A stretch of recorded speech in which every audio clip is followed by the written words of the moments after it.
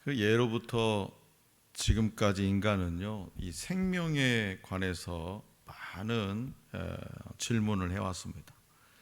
첫 번째 질문은 뭐냐? 생명은 누구냐? 생명의 정체는 무엇이냐라고 하는 그런 생물학적인 질문이고 분류학적인 질문이었습니다. 두 번째 질문은 생명이 왜 존재하느냐? 목적이 무엇인가라는 그런 철학적인 질문입니다.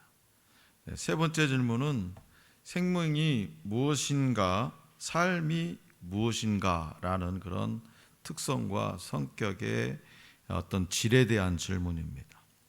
네 번째 질문은 뭐냐? 생명은 어디 있느냐? 생명은. 다섯 번째 질문은 생명은 언제부터 존재하느냐? 얼마나 살아갈 거냐? 여섯 번째 질문은 생명이 어떻게 존재하느냐라는 존재 양식을 묻는 것입니다. 그런데 이 여섯 가지 질문보다도 더 중요한 질문이 하나 있습니다. 바로 생명은 누구의 것이냐? 생명은 어디에 속한 것이냐라고 하는 이 속성을 묻는 가장 중요하고 가장 기본적인 질문이에요. 철학자 데카르트는요, 사람은 무슨 생각을 마음속에 가지고 있느냐에 따라서 그 존재의 가치가 결정된다라고 했어요. 내 마음속에 하나님을 가득 채워 있으면 나는 하나님의 자녀인 거예요. 내 마음속에 가지고 무슨 생각을 가지고 있느냐에 따라서 그 존재의 가치가 결정돼. 내가 도둑질 무엇인지든지 도적질을 해야 되겠다고 생각하면 그 사람은 뭐예요? 그 존재의 가치는 도둑놈이에요. 도둑놈. 그러니까 지난 수요일도 예배 끝나고 제가 8시 반에 예배 끝나고 이 두 화분을 안에다 비가 많이 와가지고 집어넣었어요. 그리고 10시 15분쯤에 내려가지고 어디 좀 외출하려고 보니까 세상에 저기에 화분 한여름 동안에 잘 기르는 화분을 2개를 누가 실어가 버렸어요. 누가 가져가 버렸어요. 뭐가 이상해서 보니까. 그래서 제가 블랙박스를 한번 봐봤어, 혹시나 하고. 근데 누가 골목길에다가 차를 딱 대놓고 실어갔어요. 그 사람은 항상 그런 마음속에 그런 생각을 가지고 있기 때문에 그 사람의 존재 가치는 뭐냐? 아무리 집에서든 어디든지 가면을 쓰고 있는 거죠. 도둑놈이죠, 도적놈.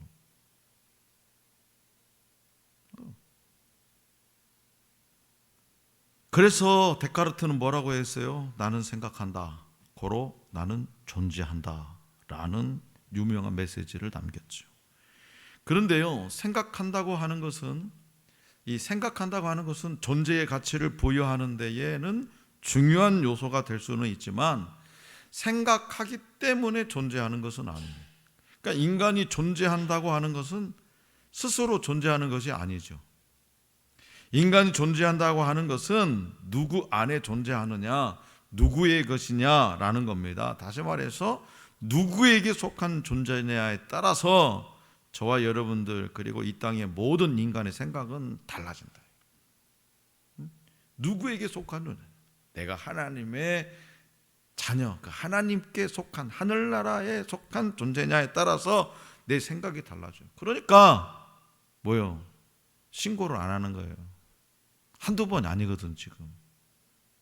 그래서 많은 목사님들 만나서 한번 얘기했더니 우리 교회도 다 실어갔어요. 근데 교회는 하나님께 속해 있으니까 신고도 안 하고 그냥 넘어가는. 자, 그렇다면 저와 여러분들의 생명은 누구 것일까? 그냥 썩어져서 한 줌의 흙이 되고 마는 이 육신 덩어리, 이 안에 생명이라고 하는 것이 불어넣어져 가지고 지금 우리가 이렇게 생각하고 말하고 움직이고 뭐 하는데 이 생명이 누구 거냐 이 말이에요. 나는 도대체 누구 것이냐? 본문 말씀을 통해 들려주시는 이 주님의 가르침을 잘 듣고 분명한 정체성을 가지고 이 세상을 살아낼 수 있기를 원합니다. 먼저 우리 주님은 이 바울을 통해서 우리는요, 죽음에서부터 시작하는 생명이라고 말씀하세요. 어디서부터요? 죽음에서부터 시작하는 생명. 자, 오늘 우리에게 주신 본문 말씀 1절이에요. 다 같이 1절 시작. 그러므로 너희가 그리스도와 함께 다시 살리심을 받았으면 위의 것을 찾으라. 거기는 그리스도께서 하나님 우편에 앉아 계시느니라. 아멘. 오늘날 우리에게는요, 근심 걱정이 많죠. 복잡한 문제도 많이 있습니다. 그런데 알고 보면, 다시 말하면 알고 보면이라는 것은 뭐냐? 지나고 보면, 그 과정들을 겪고 지나고 보면 지금 그 순간에는 정말 그 문제 때문에 머리 아프고 고민하고 죽고 싶고 뭐 이러는데 알고 보면 별것이 아니에요. 다만 한 가지, 내가 죽지 못해서 그러는 거예요. 욕심이 죽지 않고 내 자랑이 죽지 않습니다.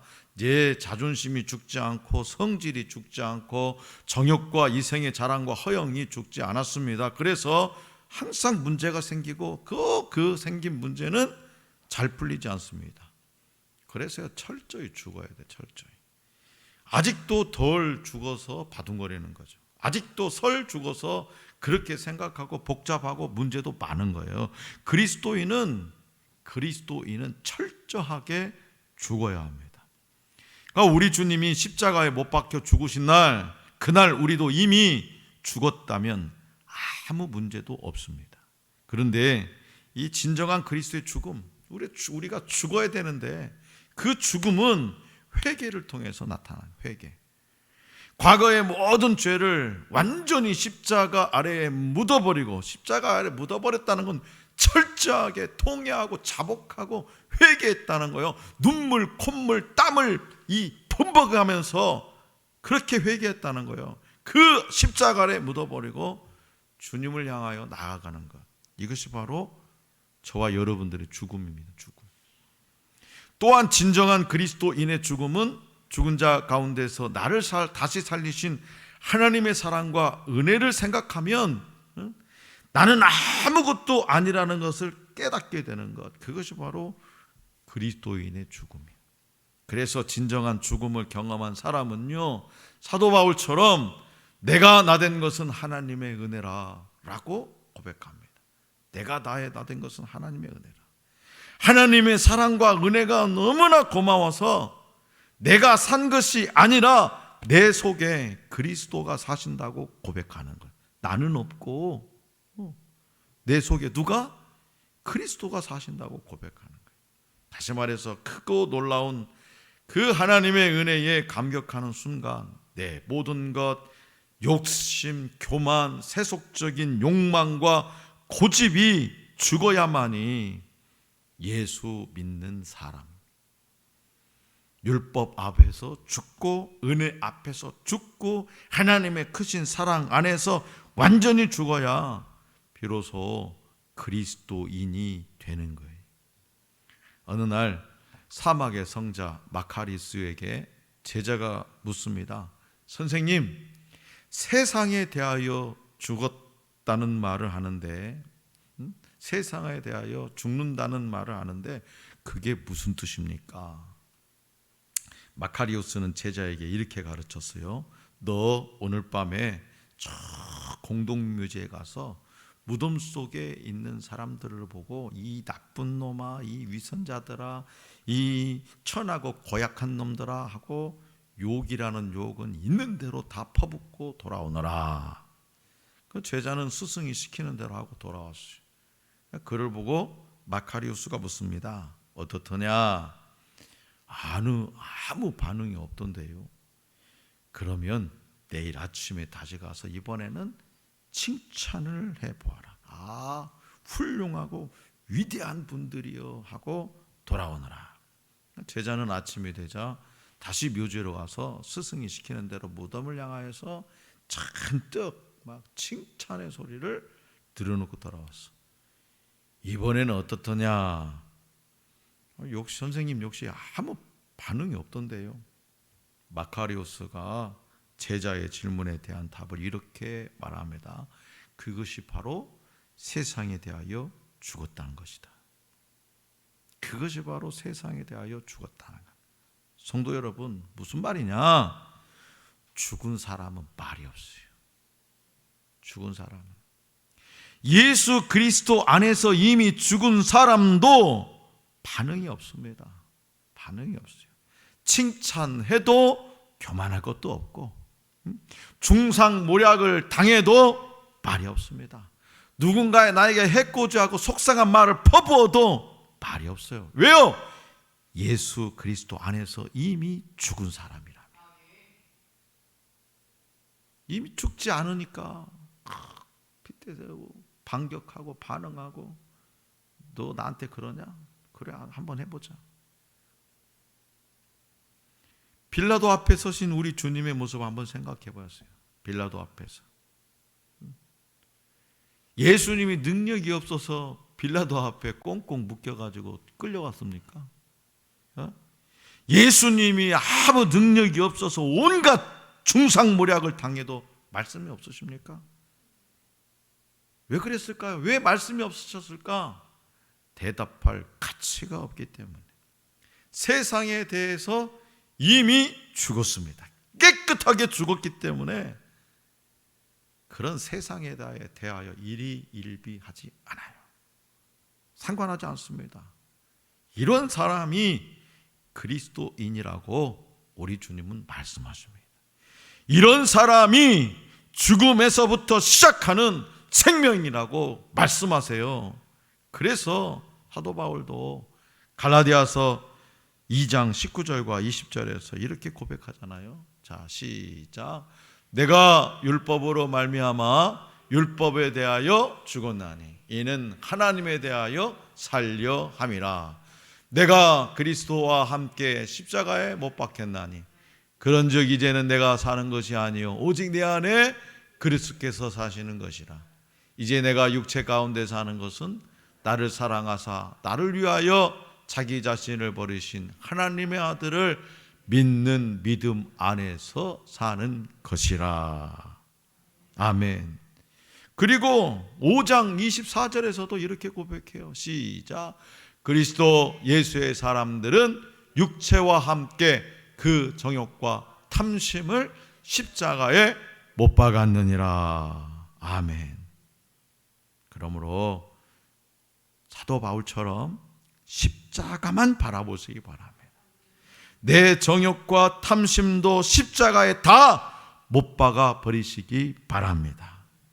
세상에 대하여 죽어야만이 죽음에서부터 시작하는 생명이라고 우리 주님은 말씀하십니다. 둘째로 우리 주님은 바울을 통해 우리는 그리스도와 함께 다시 산 생명이라고 말씀하십니다. 오늘 우리에게 주신 본문 말씀 4절입니다. 4절 시작. 우리 생명이신 그리스도께서 나타나실 그때에 너희도 그와 함께 영광 중에 나타나리라. 아멘. 돌아온 탕자 이야기 아시죠? 돌아온 탕자. 그 돌아온 탕자의 모습을 한번 우리가 되돌아보면 예전에는 자신만을 위해서 썩어질 것을 위해서 살았어요. 그러니까 그 잠깐의 쾌락은 그를 고통 속으로 몰아넣고 말았습니다. 그래서 남은 것이 없었어요. 모든 것을 다 잃었습니다. 가련하고 처절한 모습밖에 남은 것이 없습니다. 참된 생명을 잊고 껍데기만 남은 거죠. 그러나 아버지 품으로 돌아온 탕자는요, 과거의 모든 것을 잃어버리고 오직 은혜로 살게 되었어요. 다시 태어났습니다. 다시 살아난 그 모습으로 살아갑니다. 이제는 아버지를 위해서 삽니다. 여기에는 감사가 있고 영원한 즐거움이 있습니다. 어떤 일을 당하든지 무슨 일이 있든지 오직 집으로 돌아온, 오직 고향 자기 집으로 돌아온 그 감격과 감사, 그것만으로 살아갑니다. 아버지의 복이 나의 복이요 아버지의 기쁨이 나의 기쁨이요 아버지의 것이 나의 것이 됨을 이제야 깨달았습니다. 진정한 복과 기쁨이 돈에 있고 이 세상에 있는 줄 알았는데 그런 것이 아니었습니다. 모든 것이 아버지께 있음을 깨닫고 이제야 진정으로 누리게 되었습니다. 우리 주님께서 무엇 때문에 탕자 이야기를 하신 줄 아십니까? 남의 이야기가 아닙니다. 바로 우리들의, 저와 여러분들의 이야기이기 때문입니다. 저와 여러분들은요, 스스로 죽은 것이 아니에요. 그리스도 안에 죽은 겁니다. 그리스도 안에 죽은 자는 그리스도 안에 감추어져 있는 신비로운 생명을 다시 얻게 된 거예요. 씨 안에 감추어져 있는 생명은 설명이 되지 않죠. 씨 안에 감추어진 생명은. 그것처럼 그리스도 안에 감추어진 생명도 그렇습니다. 어떤 생물학자가 세미나에서 강연을 하는데 아주 조그마한 씨를 집어들고 이렇게 말해요. 이 씨앗 하나가 참으로 신비한 겁니다. 이것은요, 얼마든지 그 성분을 분석할 수 있습니다. 질소도 들어있고 수소도 들어있고 탄소로 합성된 겁니다. 우리도요, 우리 생물학자들도요, 이 성분대로 씨앗을 만들 수 있습니다. 그런데 내가 만든 것은 땅에 심으면 죽어버립니다. 그러나 여기 내 손에 있는 이 조그마한 씨앗은 땅에 심으면 싹이 납니다. 그리고 많은 열매를 맺습니다. 그 이유는 이 씨앗 안에 감추어진 생명이 있기 때문입니다.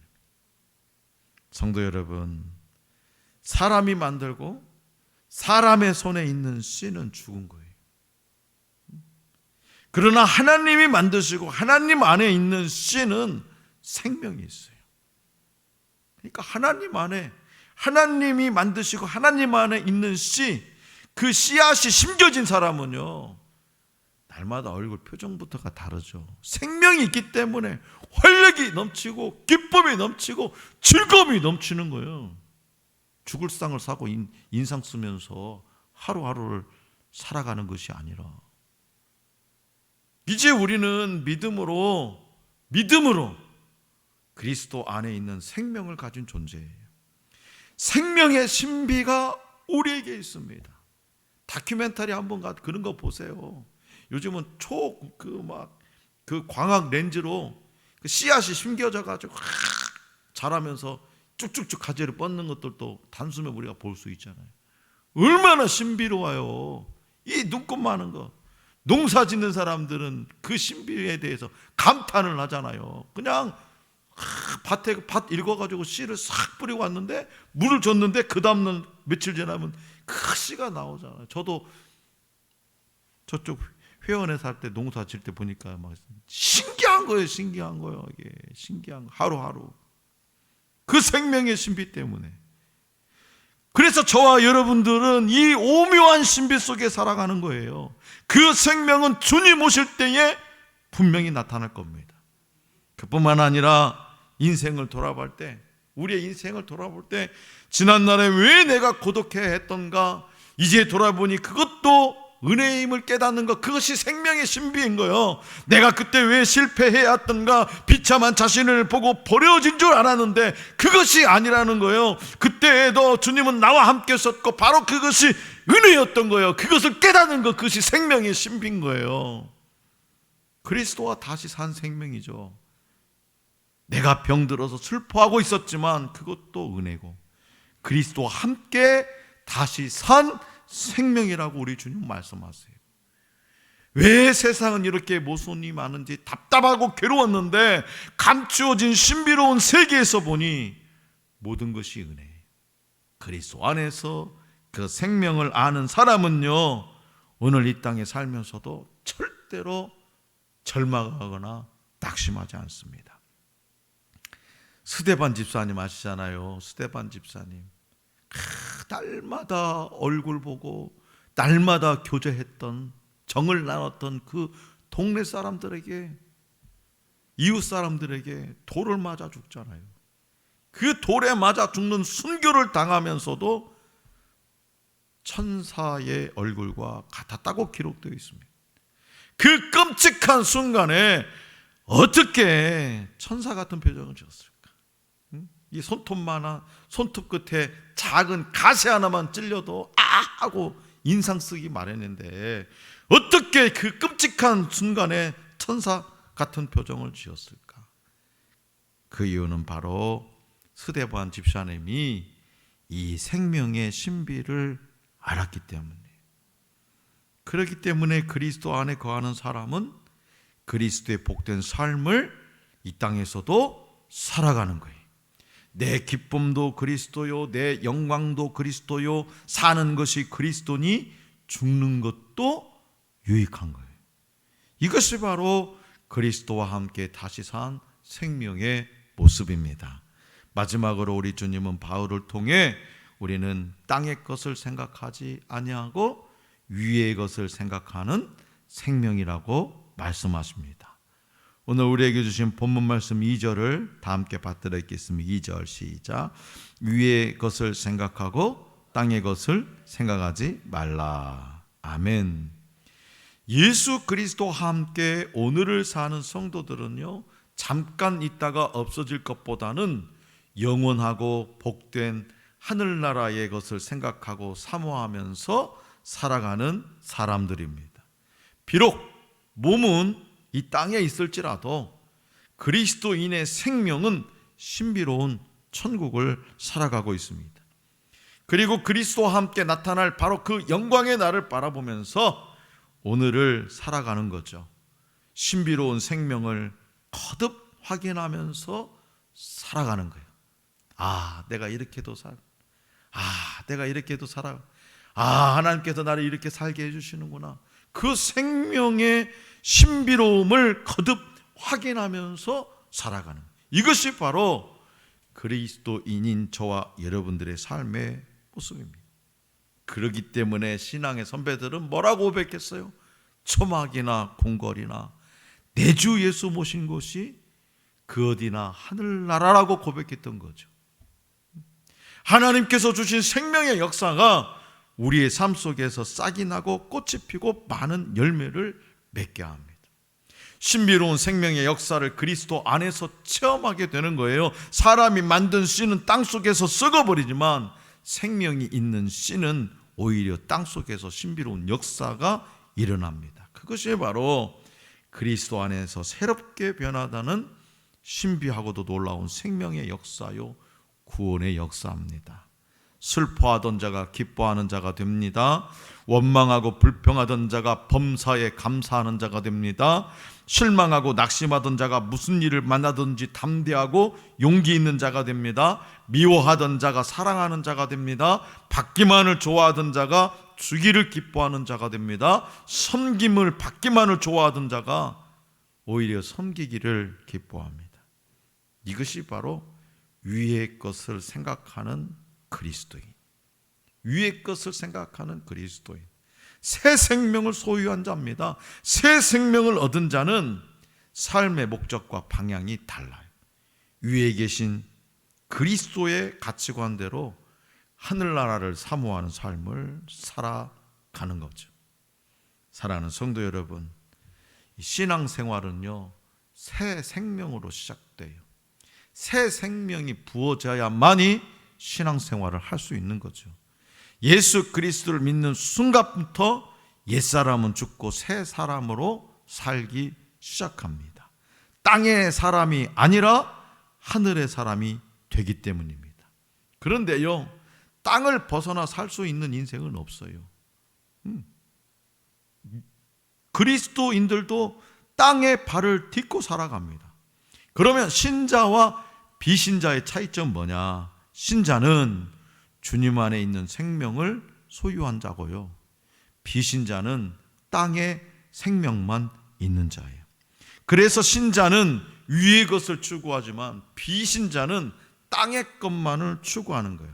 위의 것을 찾는 사람은 땅의 부귀와 영화에 마음을 뺏기지 않습니다. 육신의 삶이 고달프고 어두워도 하늘에 둔 소망으로 인해서 기뻐하며 살아갑니다.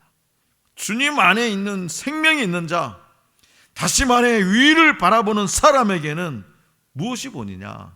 늘 언제나 하나님 우편에 앉아 계신 그리스도가 보여요. 하나님 우편에 앉아 계신 그 그리스도가 보이면 보여? 내게 소망인 거죠. 그랬기 때문에 그리스도와 더불어 사는 삶은 상상 못할 복과 환희로 충만합니다. 우리 주님은 우리를 향해서 땅의 것으로 염려하는 자가 되지 말고 먼저 하나님의 나라와 그 의를 구하라고 말씀하셨어요. 그리하면 땅에서 필요한 모든 것을 채워주겠다고 약속하셨어요. 그래서 위의 것을 찾는 사람은 주님의 생명이 심겨져서 위의 것을 찾는 사람은 땅의 것에도 부족함이 없게 됩니다. 그렇기 때문에 가장 소중한 것은 뭐냐? 영원한 생명, 주님만에 심겨진 생명, 그 생명이에요. 그리 중요하지도 않은 문제들을 우리는 너무 많이 생각하면서 살아왔어요. 피곤하고 지친 여러분들의 모습입니다. 그러므로 주님 안에 감추어진 신비로운 생명을 생각하면서 살아갈 수 있기를 원합니다. 주님의 그 크신 은혜를 확인하고 체험하며 살아가는 복된 그리스도인들이 될 수 있기를 간절히 기원합니다.